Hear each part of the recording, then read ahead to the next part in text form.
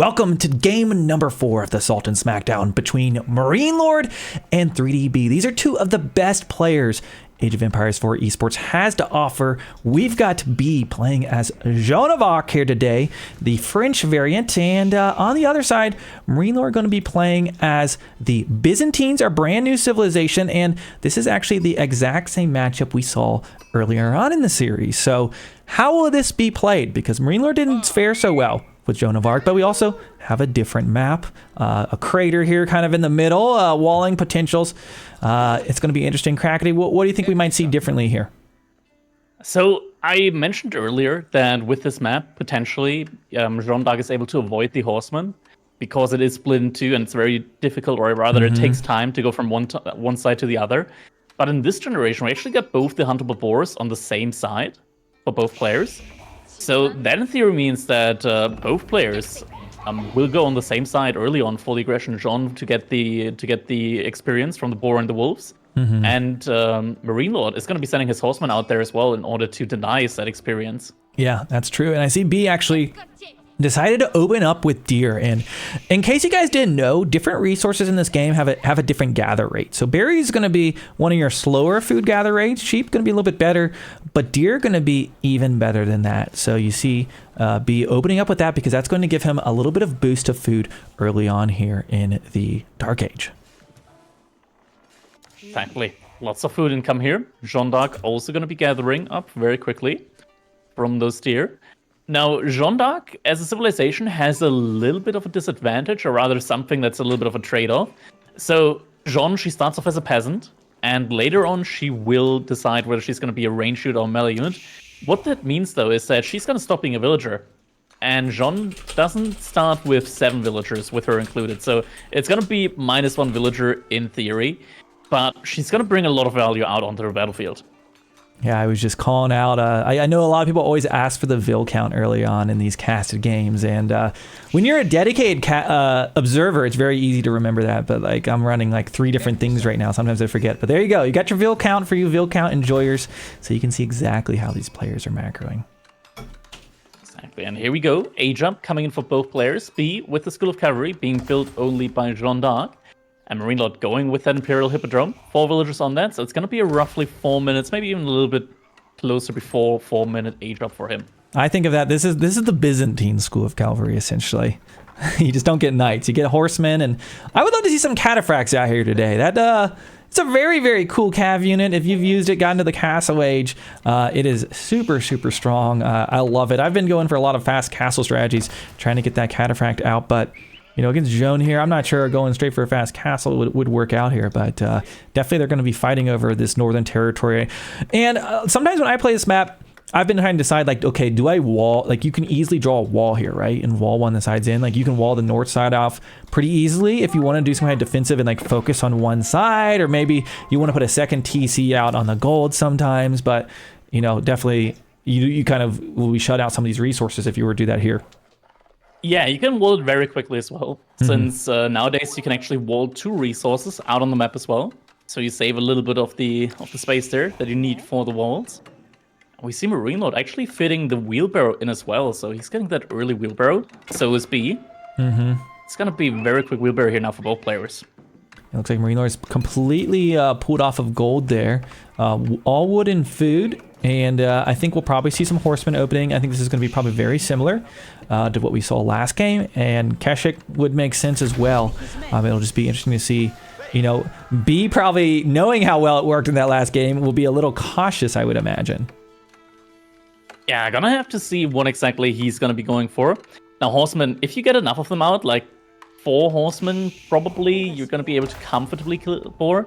You're going to be able to kill it before as well, but you're going to get a horseman to very, very low HP. I think with 4 horsemen, you should be able to take a boar down with relative ease.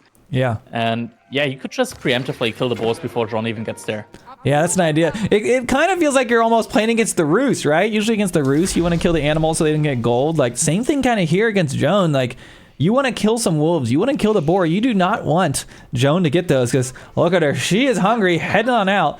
The very long sword as a woman at arms right now.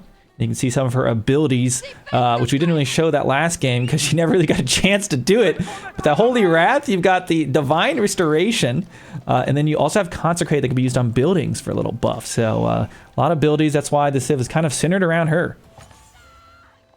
And Jeanne right now, she's not being accompanied by any knight. The first knight only just came out for her. Yeah, MarineLorD, he's baiting her a little bit. Mm-hmm.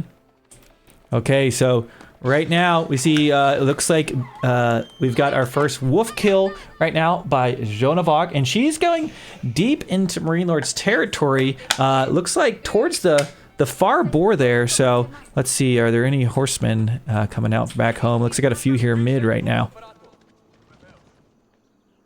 A horseman coming out, second knight now on its way out there. Mm-hmm. Wolves get killed very, very quickly here. It kind of feels like you're leveling up like like a unit in a MMO or something when you're playing Jeanne here at the start. Yeah, she's just out right now killing wolves. That's going to be her starting area. Later on, she'll get to kill the enemy units as well. And there we go, horseman finding a knight. But in theory, the knight should be able to take a good couple more swings there. Already did a lot of damage to the first horseman. And Jeanne, she actually also gets an ability to heal up her units as well by 30% of their missing health. Right now it's still on cooldown for the next 20 seconds. And now 2 knights out there should be able to take the trades against these horsemen. Yeah. With that MarineLorD, he's going to have to fall back, and the firstborn is getting killed.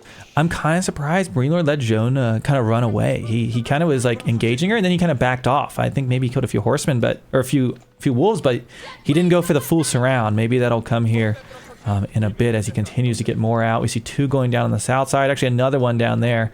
So horsemen running around the field. This seems to be kind of the go-to play we've seen from both of them.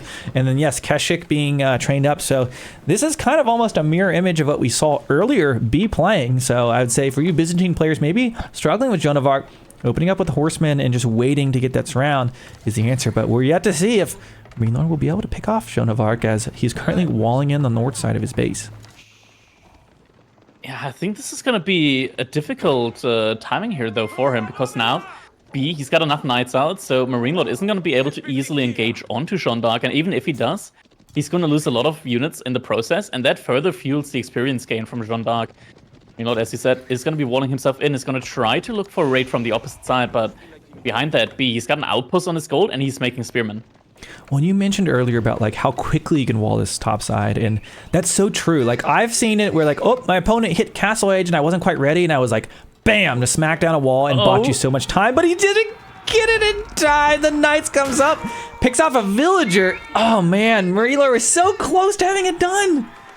Oh, that feels bad. A lot of villagers back now, and Jeanne, she's gonna run in again as well, and it's very, very awkward having Jeanne in the back of your base, because if she gets on top of your villagers, you can use her AoE attack and get all of them low health.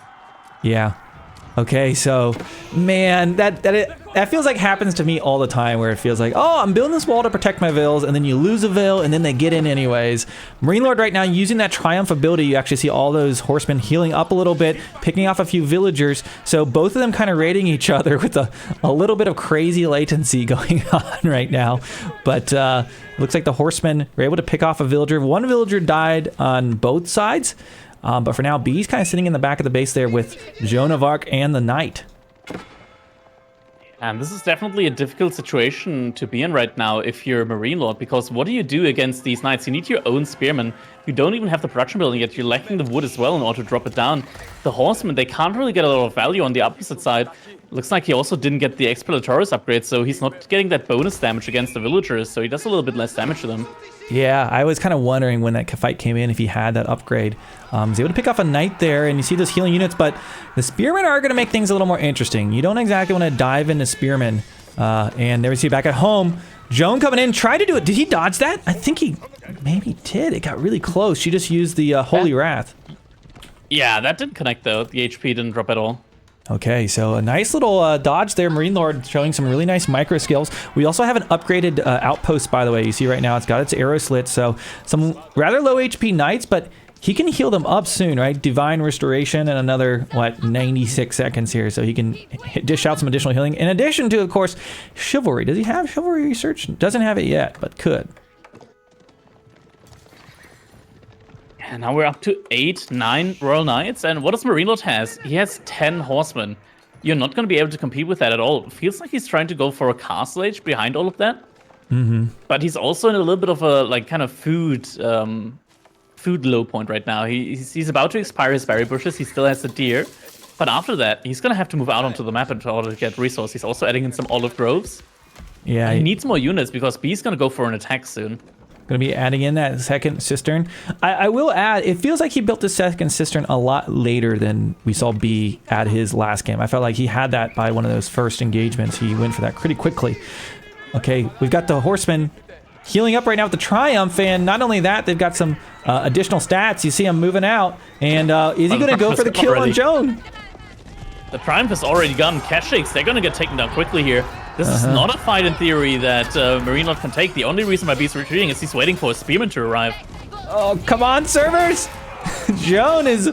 Oh, man, this is so frustrating. I've been in this situation. Like, oh, I'm going to pick off Joan. It'll be easy. And then she just goes behind the knights, and now look at all the carnage. That was not a good trade for MarineLorD. He's also going to be healing for 1.5 per second now as soon as she's out of combat. So she's getting up her HP very, very quickly. Yeah. Okay, so good micro. It kind of felt like it was a bait. Joan of Arc was in the back. Those horsemen came in for the kill and kind of recognized that, and then kind of did the change of formation, and the knights were able to tank really, really well. And now we see B pushing in once again with the knights. Horsemen going to be backing up. And some healing coming in right now. You saw that on all of those knights. And at the moment, looking like B is really putting the pain on MarineLorD. Oh, Jeanne, she's getting taken down by the outpost. F's in chat. Joan is down. Joan is down. But she'll be back. Don't worry. And it feels like it's still not going to be enough in the end there. Outpost probably still going to go down to the army here from B. If he decides to go for it. Behind that, MarineLorD adding in some barracks now. He realized that he needs some spearmen out soon. Villagers evacuate. Joan of Arc has been respawned immediately. That's going to be 250 gold. Oh, and MarineLorD, he has to pull all his villagers from the wood line. He has nothing to defend with right now. He didn't go after him. He's going for the cistern, which isn't even connected. I thought he was going to maybe pick off a few of these villas. He could technically go through, build a gate and go through if he really wanted to.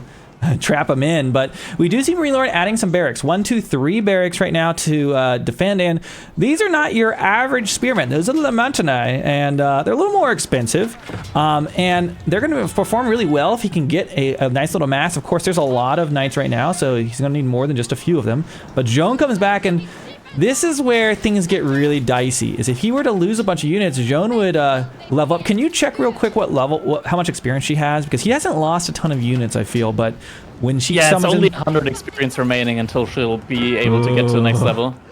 She's at 400 out of 500 right now. Does it count killing houses as well, or is it just units? Yes, all buildings. It's gonna be 1 experience for every 10 resources worth of value destroyed. Oh boy. The house is 5 experience. Because she will spawn in her champions, which are... They're man-at-arms. They're not just man-at-arms, they're castle-age man-at-arms when she gets them, and they are so strong, and you basically like can't deal with them in the second age. B, sticking out this fight. It looks like it's a lot of damage in there. And there they are. There they are. Joan's champions are in the battlefield. And what can MarineLorD do? He knows that's a win condition. Joan of Arc takes the victory over the Byzantines. MarineLorD was kind of knocked back to his base. I really wonder what might have gone a little differently if that wall segment maybe had stopped the knights from originally getting in. But with that, B is going to be picking up some more points in this series.